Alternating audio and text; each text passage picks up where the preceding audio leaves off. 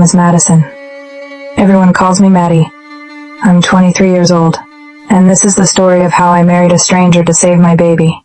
How I walked into a prison disguised as a mansion. The man I thought was a monster turned out to be something else. The pain hit me like lightning.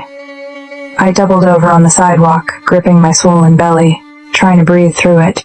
I was 7 months pregnant, homeless, alone. The father, gone the second I told him, just vanished. Like I was a problem he could delete from his life. I'd been sleeping in my car until it got repossessed 2 weeks ago. Since then, it was shelters, park benches, sometimes the bus station bathroom. But tonight, the baby decided she was done waiting. Another contraction ripped through me. Stronger, closer. No, no, no, I whispered. Not yet, please, not yet. But babies don't care about timing, or plans. Or the fact that I had nowhere to go. A black car pulled up to the curb. Expensive, the kind that costs more than I'd make in 5 years. The window rolled down. A man looked out. Maybe 30 or thereabouts. He had dark hair, sharp jawline, eyes that looked like they'd never smiled in their life. You need help? He asked. His voice was cold, flat, hospital. I gasped. Please, I'm in labor. He stared at me for a second. I thought he was going to drive off. Then he said, get in. I stumbled to the passenger door and collapsed into the leather seat. It smelled expensive, clean. Nothing like the bus station bathroom I'd slept in last night. The man didn't look at me, just started driving. Thank you, I breathed. Thank you so much. Don't thank me yet. He responded, another contraction hit. I screamed before I could stop myself. The man's hands tightened on the steering wheel. How far apart are the contractions? He asked. I don't know. Maybe 3 minutes. He cursed under his breath. You're not going to make it to the hospital. What? No, I have to. I mean, you're going to have this baby in my car if we don't hurry. He pressed the gas, the car shot forward. We hit every red light, every slowdown. Every piece of bad luck the universe could throw at us. And then my water broke, all over his expensive leather seat. Oh God, I whispered. I'm so sorry, forget the seat. Are you okay? He asked. I wasn't okay. I was terrified because I could feel it. The baby was coming right now. I need to push, I gasped. Do not push. We're 2 minutes away, he said, almost in a rush. But my body didn't care what he said. The pressure was unbearable. I screamed again. The man pulled over right there on the side of the road. He jumped out, yanked open my door. Okay, we're doing this, he said. He didn't sound cold anymore, he sounded panicked. I don't know what to do. I sobbed. Neither do I, but we're figuring it out together. Okay, he assured me. I nodded, tears streaming down my face. He grabbed his jacket from the back seat, laid it under me. When the next contraction comes, you push. I've got you. He said, looking at me. It was insane. A stranger delivering my baby on the side of the road. But I didn't have a choice. I pushed and pushed and pushed, and then a cry small. Angry, perfect. The man caught her, his hands shaking. He looked down at the tiny baby in his arms. And for just a second, something changed in his face. Something soft. It's a girl, he whispered. I started crying. Not from pain, from relief, from joy. From the overwhelming impossibility of it all. He wrapped her in his shirt and handed her to me. She was so small, so beautiful. Hi, baby girl, I whispered. I'm your mama. The man got back in the driver's seat. He didn't say anything. Just drove. We made it to the hospital 5 minutes later. The emergency room was chaos. Nurses rushed me into a room. Took my baby to check her. Asked a million questions I could barely answer. Who's your doctor? I don't have one. Prenatal care. I couldn't afford it. Their expressions changed, judgment, concern, pity in the father. A nurse asked, looking at the man who'd carried me in. He opened his mouth to speak. "He's my husband," I blurted out. Everyone looked at me. The man's eyes widened slightly. But he didn't correct me. "Is that true?" the nurse asked him. He hesitated, just for a second. Then he said, "Yes, I'm her husband." I don't know why he lied. Maybe he felt bad for me. Maybe he just wanted to leave. But that lie, it was everything to me. They let him stay in the room, let him hold the baby while they stitched me up. He looked so uncomfortable, like he was holding a bomb that might go off any second. "You can put her down," I said softly. "She's fine." His voice was stiff, but his hands were gentle. A social worker came in an hour later, middle-aged woman with tired eyes and a clipboard. "Mrs." She looked at me expectantly. I realized I didn't even know the man's name. "Calloway," the man said. "Madison Calloway." The social worker wrote it down. "And you're Nicholas Calloway?" "Nick, yes, Nick." His name was Nick. "I need to ask you some questions," the social worker said, "about your living situation." My stomach dropped. "We have a home," Nick said smoothly. "Stable income. Everything the baby needs." The social worker looked at me. "Is that true, Mrs. Calloway?" I should have told the truth, should have admitted I was homeless, that Nick was a stranger. But I looked at my baby sleeping in the plastic hospital bassinet, and I lied. "Yes, that's true." The social worker asked more questions. Nick answered all of them, calm, confident, like we'd been married for years. He was a good liar, finally. She left. I looked at Nick. "Why did you do that?" "Do what?" He fired back. "Lie for me? You don't even know me." He was quiet for a long moment. "They were going to take your baby," he said finally. I could see it in their faces, so I stopped them. "But why?" He looked at me. "Because I know what it's like to have everything taken from you, and I wouldn't wish that on anyone." They released me the next day. I had nowhere to go. The hospital gave me a bag of donated clothes, diapers, formula, but no plan. No home. Nick was waiting in the lobby when I walked out. I stopped. "You're still here. We need to talk." He drove me to a cafe, bought me food. I hadn't eaten a real meal in weeks. I tried not to cry while I ate. The baby slept in the car seat Nick had somehow acquired. He'd thought of everything. "Thank you," I said when I finally finished eating. "For all of this. I'll pay you back somehow." "I don't want your money." "Then what do you want?" I asked sharply. He leaned back in his chair, studied me. "I have a proposition for you." My heart started beating faster. "What kind of proposition?" "I need a wife, you need a home. We can help each other." I stared at him. "You're joking." "I don't joke. You want to marry me? A homeless woman you met 6 hours ago?" "Yes." I laughed. It came out harsh, bitter. "Why?" "My father is dying, cancer. He has maybe 3 months left, and he won't put me in his will unless I'm married. He thinks I'm too reckless, too irresponsible. He wants to see me settled before he dies. So find a real wife." "I don't want a real wife. I want a business arrangement. You play the role for 3 months, maybe 4. After my father passes and the will is settled, we get divorced. You walk away with enough money. You can start all over."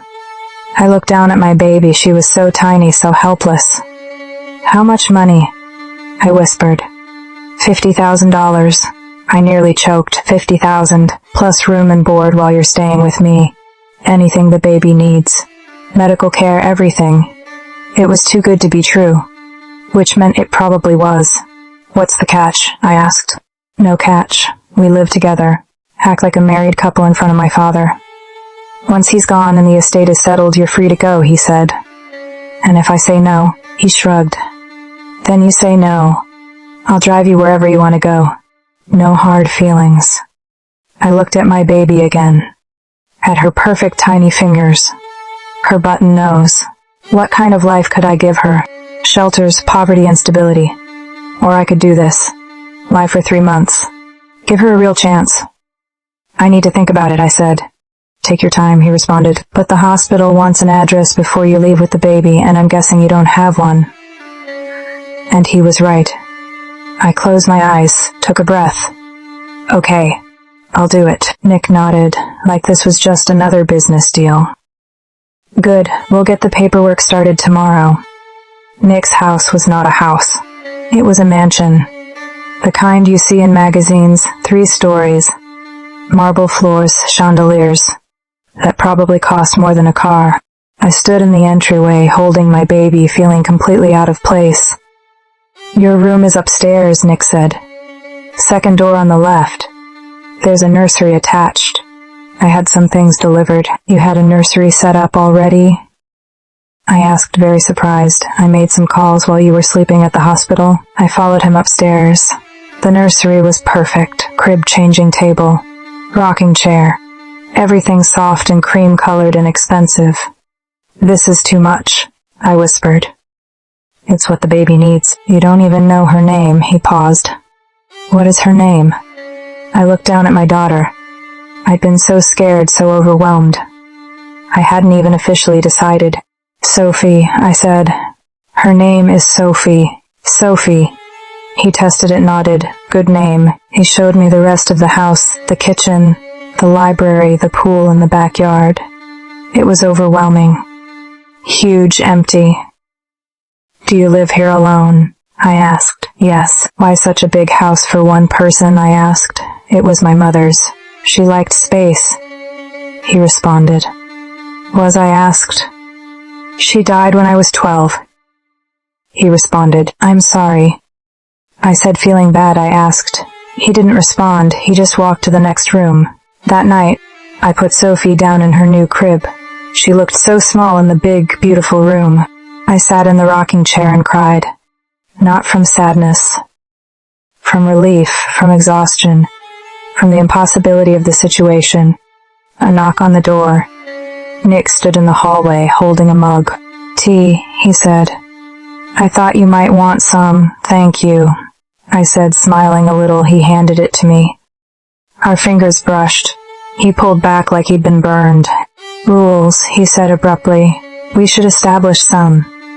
Okay, this is a business arrangement, nothing more. We act like a married couple in front of my father. But behind closed doors were strangers. Clear boundaries, he warned. Understood. I responded, you have your space, I have mine. We don't cross into each other's lives more than necessary. He continued. Got it, I said again. He nodded. Good. My father arrives tomorrow. Then he left. I sipped the tea. It was perfect, exactly the right temperature. Like he'd done this before. And I wondered what kind of man Nick Calloway really was. His name was Thomas Calloway. Tall, thin, gray. He looked like death had already started claiming him. But his eyes were sharp. He looked at me like he could see right through the lie. So you're the woman who finally tamed my son. His voice was rough, skeptical. I don't know about tamed, I said, trying to smile. But we're very happy, I responded warmly. How did you meet? He asked Nick, and I had rehearsed this.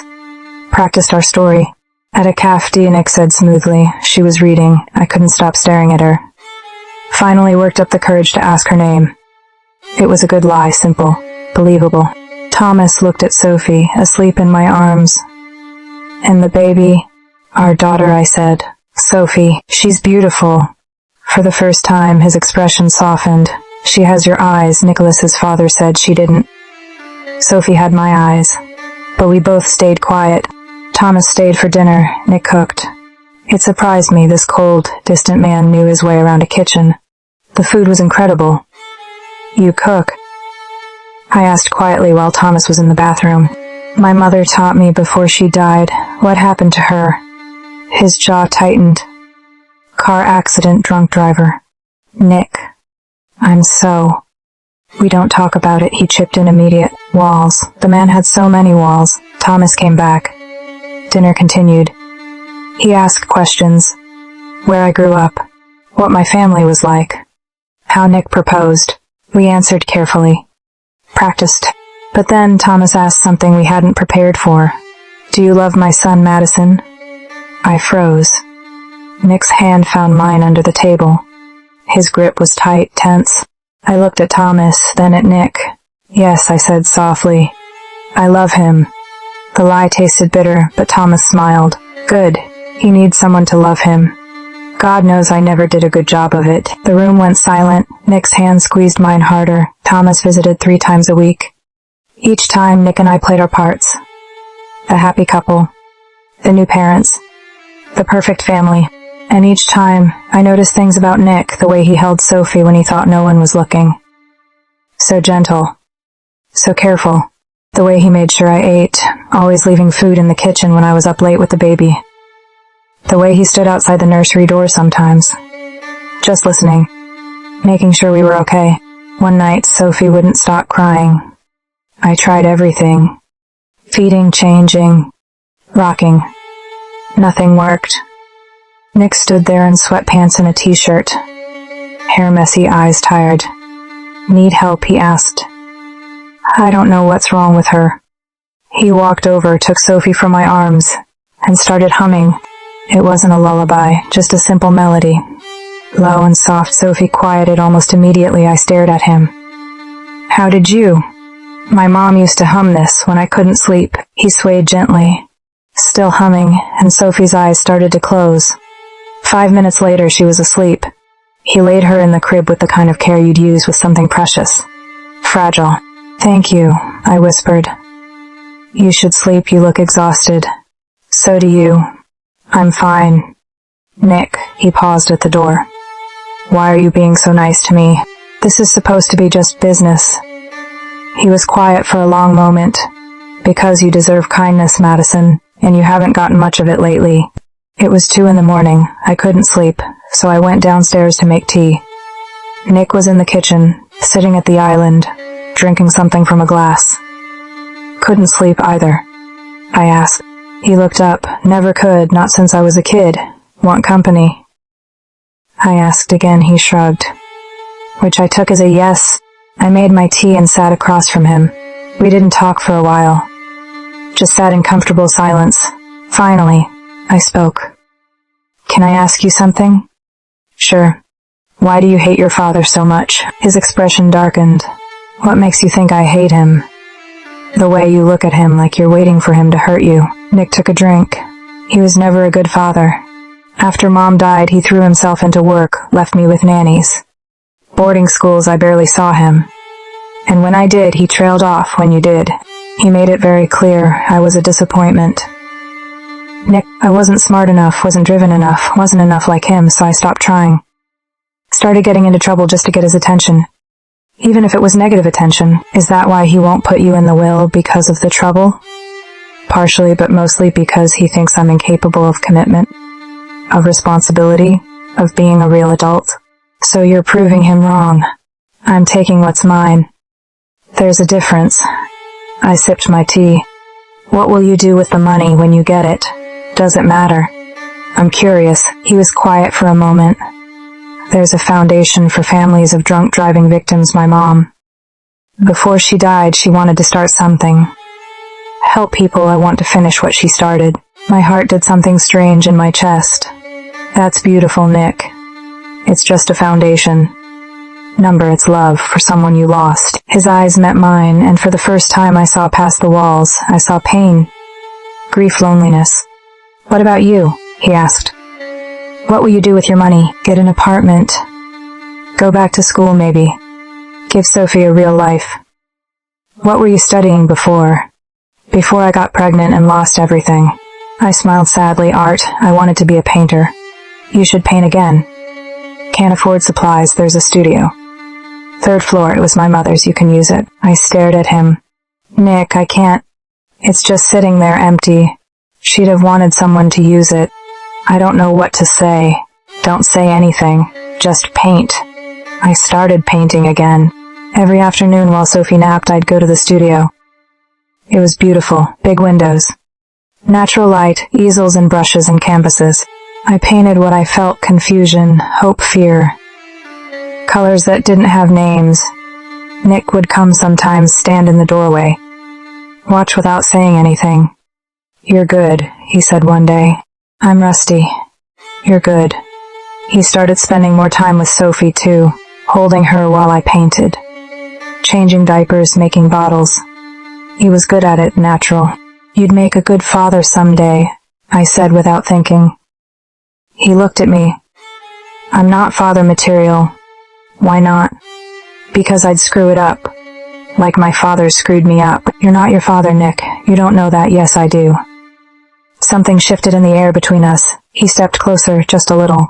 Madison. Sophie started crying from the nursery. The moment broke. Nick stepped back. I'll get her. And he was gone. But I stood there, heart racing, wondering what he'd been about to say. Thomas insisted on a family dinner. At the mansion. His last visit, he said. Before the treatments made him too sick. Nick hired caterers. Set the table with fine china. Made everything perfect. Thomas arrived looking worse than before. Thinner, paler. But he smiled when he saw Sophie. She's getting so big, he said, holding her carefully. Beautiful girl. Dinner was tense. Thomas talked about the will, about his legacy. About wanting to make sure everything went to the right people. You've done well, Nicholas, Thomas said. Better than I expected. Nick's jaw tightened. Thank you. Madison is good for you. I can see it, you're softer, kinder. More like your mother. Don't, Nick said quietly. Don't what? Don't talk about Mom. You don't get to talk about her. Thomas set down his fork. Nicholas, you checked out when she died. You left me alone. A 12-year-old kid who just lost his mother. And you couldn't even look at me because I reminded you of her. The room went silent. Thomas's eyes were bright with unshed tears. You're right. I failed you. I failed her. I failed everyone who ever mattered. Then why now? Nick's voice cracked. Why do you suddenly care if I'm married, if I'm happy? Because I'm dying. And I don't want to die knowing I left you alone. Like I always did. Nick stood up abruptly. I need air. He walked out. I looked at Thomas. Then at Sophie. Then back at Thomas. I should check on him, I said. Go, I'll watch the baby. I found Nick on the back patio. Hands gripping the railing. Shoulders shaking. He was crying. I'd never seen him cry. I hate him, he choked out. I hate him so much, but he's my father. And he's dying. And I don't know what to do with that. I put my hand on his back. You don't have to do anything. You're allowed to feel everything you're feeling. He turned to me, tears on his face. Eyes raw. I don't know how to forgive him. Maybe you don't have to. Not right now, maybe you just exist with it until it hurts less. He looked at me like I'd said something profound. Then he pulled me into a hug. It wasn't calculated, wasn't for show, it was real. And I held him while he broke. Things didn't remain the same after that night. Nick stopped being so distant, so cold. We started having breakfast together, talking about real things. Not just the lie we were living. He told me about his childhood. I told him about mine. We laughed together, really laughed. And slowly, terrifyingly, I started falling for him. One morning I came downstairs to find him asleep on the couch. Sophie asleep on his chest. My heart nearly exploded. I took a picture, couldn't help myself. Nick woke up, saw me, smiled. Morning, you sleep there all night? She was fussy, didn't want to wake you. This man, this beautiful broken man. Thank you, I whispered. Stop thanking me. I can't. You keep doing things worth thanking you for. He sat up carefully, keeping Sophie secure. Madison, I need to tell you something. My heart started racing. Okay. This arrangement, it's not what I expected. What do you mean? I asked him. I thought it would be easy, clinical. Just a transaction, but it's not. You're not. Nick, I like having you here. Both of you. And I know that's not part of the deal, but I can't help it. I couldn't breathe. I like being here too, I admitted. His eyes met mine, intense, searching. What are we doing, Madison? I don't know. He reached out, touched my face, so gentle. I want to kiss you. Is that okay? I nodded, couldn't speak. He leaned in slowly, giving me time to pull away. I didn't. His lips touched mine, soft, careful, like I was something precious. And everything else disappeared. 2 days later, everything fell apart. I was in the studio painting when I heard shouting downstairs, Nick's voice, angry, defensive. Another voice, a woman screaming. I rushed downstairs. A woman stood in the foyer, beautiful, expensive clothes, fury in her eyes. Where is she? The woman shrieked. Vanessa, calm down. Calm down. You married some homeless whore and you want me to calm down. My blood went cold. She turned to me, looked me up and down with disgust. So you're the replacement, the cheap substitute. Who are you? I asked, my voice shaking. I'm Vanessa. Nick's fiancée. The world tilted. What? I looked at Nick. You're engaged. Was engaged, he corrected, past tense. We were together for 4 years, Vanessa spat. 4 years and he throws me away for you. A nobody with a baby, Vanessa, leave now. Not until I get what I'm owed. You're not owed anything. We broke up, it's over, she laughed. Cruel, sharp. You think Daddy's going to buy this little act? He'll see right through it, and when he does, you'll get nothing. Get out of my house. I'll tell him everything. About your little arrangement. About how you paid her to play wife about out. Vanessa flinched, then smirked. You always were weak, Nicholas, just like your father said. She left. The door slammed. Silence. I couldn't look at Nick, couldn't breathe. Madison C. and Beck. Were you engaged? Yes. But we broke up months before I met you, I swear. Why didn't you tell me? Because it didn't matter, she didn't matter. She knew about our arrangement. How? Nick went pale. I don't know. You're lying. Madison, please, did you tell her? About us? About this being fake? His silence was answer enough. Oh my God, I stepped back. You told her. You told your ex-fiancée that I'm just a transaction. It wasn't like that. Then what was it like, Nick? Because from where I'm standing, it looks like I'm just a pawn in whatever game you're playing. You're not a pawn. You were never a pawn. Then what am I? He looked at me, eyes desperate. You're everything. But the words felt hollow now. I need to think, I said. I need space. Don't leave, please. I'm not leaving. I have nowhere to go, remember. That's why I'm here. Because I'm desperate and you took advantage of that. That's not fair. None of this is fair. I went upstairs, locked myself in the nursery with Sophie, and cried until I had nothing left. Nick stood outside the nursery door for hours. I could see his shadow under the door, hear his breathing. Finally he spoke. Madison, please let me explain. I didn't answer. Vanessa and I were together for 4 years, but it wasn't real, not like I thought it was.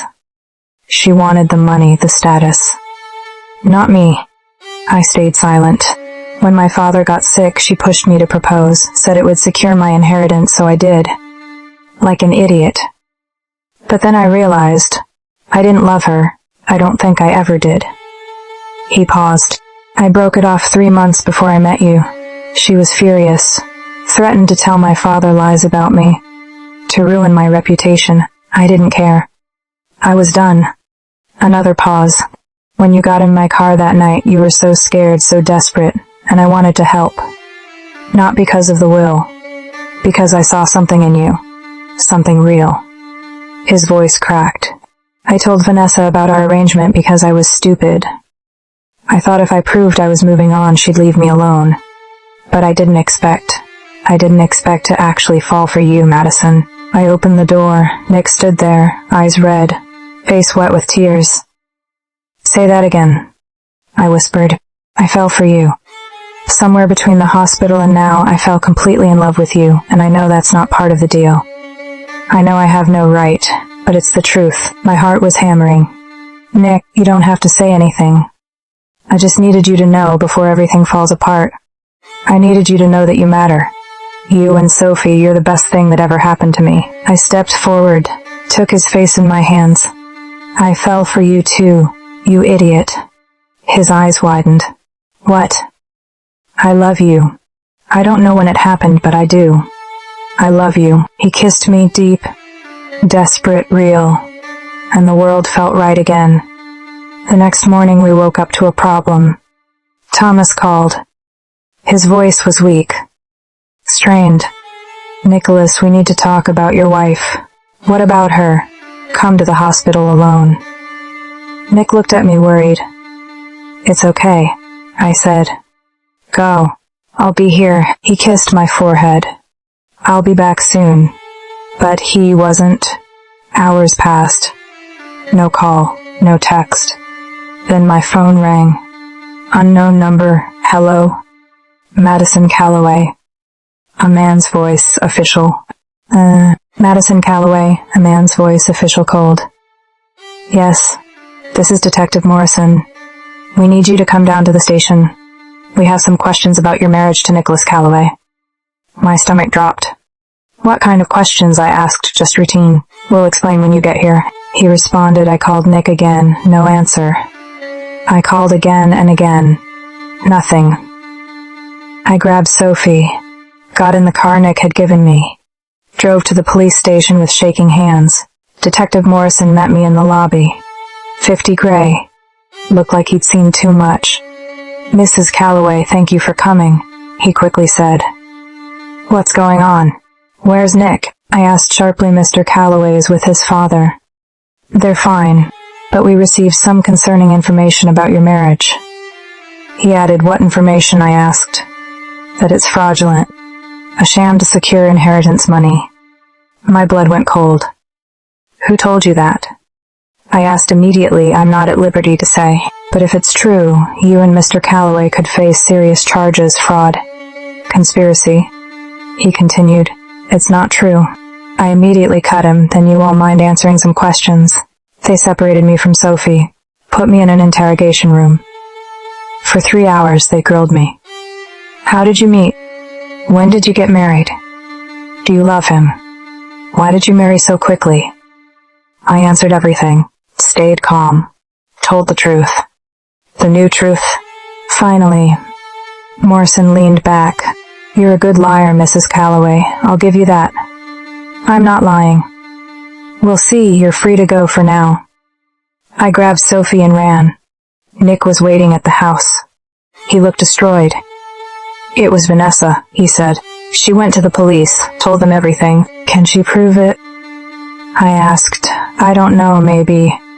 If she kept any of our text messages." He responded. "Did you text her about it?" His silence was answer enough. "Oh, Nick," I almost screamed. "I'm sorry, I'm so sorry, I've ruined everything. We'll fight it. We'll get a lawyer, my father knows." I stopped. "What?" I shouted. "Vanessa called him. He called me to the hospital to confront me." "What did you say?" I told him the truth. "That we started as an arrangement, but it's real now. We're real." "Did he believe you?" Nick's eyes filled with tears. "He died, Madison, while I was trying to explain, while I was begging him to understand. His heart just stopped." I pulled Nick into my arms. He sobbed. Like a child. Like someone who just lost everything. "I'm so sorry," I whispered. "I'm so sorry. He died thinking I was a liar, a fraud, just like he always thought." "Nick, no, please don't say that. I never got to make it right. Never got to show him I changed. And now I never will." He continued sobbing. We stood there holding each other, while everything fell apart around us. Thomas's lawyer called a week later. The will reading. Nick didn't want to go. The lawyer read the will. Thomas had left money to charities, to old friends, to his employees, and to Nick. But there was a condition. If Nicholas is married at the time of my death, he inherits the full estate. If the marriage is later proven to be fraudulent, the money goes to charity. All of it. Nick's hand tightened on mine. How much? He asked quietly. $15 million. The room spun. $15 million. There's more, the lawyer said. Your father left a letter for you. He handed Nick an envelope. Nick opened it with shaking hands. I watched his face as he read, watched tears fall. What does it say? I whispered. Nicholas, if you're reading this, I'm gone. And I hope you can forgive me for not being the father you needed, for pushing you away when you needed me most. Madison is good for you. I saw it the moment I met her, the way you looked at her. The way you held that baby. You have a family now. Don't waste it like I wasted ours. I don't care if you married her for the money. I don't care about the arrangement. What I care about is this. Do you love her? Really love her? If you do, then fight for her. Fight for that family. Don't let anything take them from you. You're a better man than I ever was. Your mother would be so proud. Love, Dad. I was crying by the time I finished. Nick was staring at the wall. Face wet, eyes distant. He knew. Nick whispered. He knew all along, and he didn't care. Nick looked at me. Are you happy, Madison? Really happy? Yes, are you? I am. For the first time in my life, I actually am. The police investigation continued. They questioned us separately. Together, looked through our records. Our texts, our lives. Vanessa gave them everything. Every text, every conversation. But it would take years and cost everything. One night, Nick and I sat on the back patio. Sophie asleep upstairs. We could give it back, Nick said suddenly. What? The money. All of it. Give it to charity like my father wanted. Make this go away. Nick, that's $15 million. I don't care about the money, I care about you. About Sophie, about us. But the foundation. Your mom's dream, I'll build it anyway. It'll just take longer, but I'll do it, with or without my father's money. I took his hand. Are you sure? I've never been more sure of anything. So we did it. We gave away $15 million. Set up the foundation, donated the rest to charities Thomas had loved.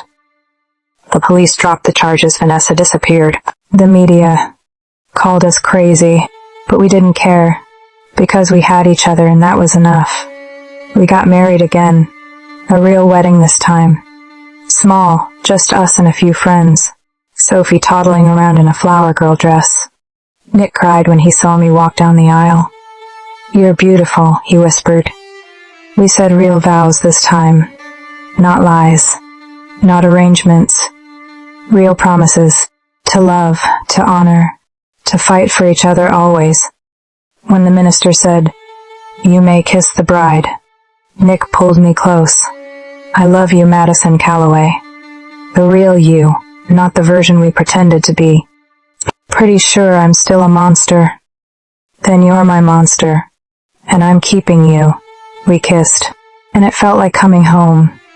The foundation launched 6 months later. We called it the Julie Calloway Foundation, after Nick's mom. It helped families affected by drunk driving, paid medical bills, provided counseling, gave people hope when they had none left. I painted a mural for the main office. A sunrise. New beginnings. Nick stood behind me while I painted the last brushstroke, his arms around my waist. She'd have loved this, he said softly. My mom, she'd have loved you. I wish I could have met her. Me too. Nick picked her up, kissed her paint-covered nose. You did perfect, sweetheart. My heart swelled watching them. This was my family. Imperfect, messy, beautiful. Built from desperation. Forged in truth. Sealed with love. Sophie started kindergarten. Nick cried, dropping her off. Pretended he wasn't, but I saw. She's growing up so fast, he said in the car. I know. What if she doesn't need us anymore? I laughed. Nick, she'll always need us. Just in different ways. He took my hand. I never thought I'd have this. A family, real happiness. Before you, I was just existing. And now I'm living, really living, because of you. We saved each other, remember? He smiled. Best decision I ever made. Picking up a pregnant stranger on the side of the road. Best decision I ever made. Getting into a stranger's car. We drove home. To our smaller house the mansion sold. The money donated. We didn't need the space, didn't need the grandeur. We just needed each other.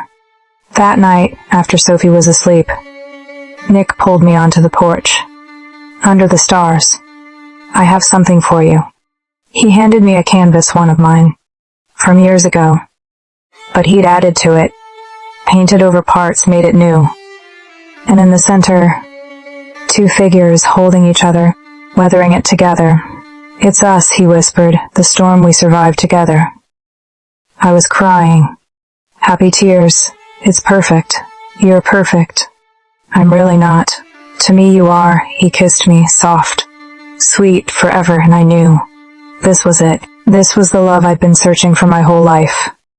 Not perfect. Not easy. But real. And worth every storm. They say monsters don't exist. That they're just stories, nightmares, fiction. But I learned something. Monsters are real. But they're not always who you think they are. Sometimes the monster is the situation. The desperation, the fear. And sometimes the person you think is a monster is actually the one who saves you. Nick wasn't a monster. He was a broken man who didn't know how to be loved. And I was a broken woman who didn't know how to trust, but together, we learned. We healed. We became whole. This was our story. A story about survival. About second chances, about finding family in unexpected places. And about love. The kind that starts with a lie and ends with the truest thing you've ever known. My name is Madison Calloway, and this is how I married a monster. And discovered he was the hero I'd been waiting for all along. The end.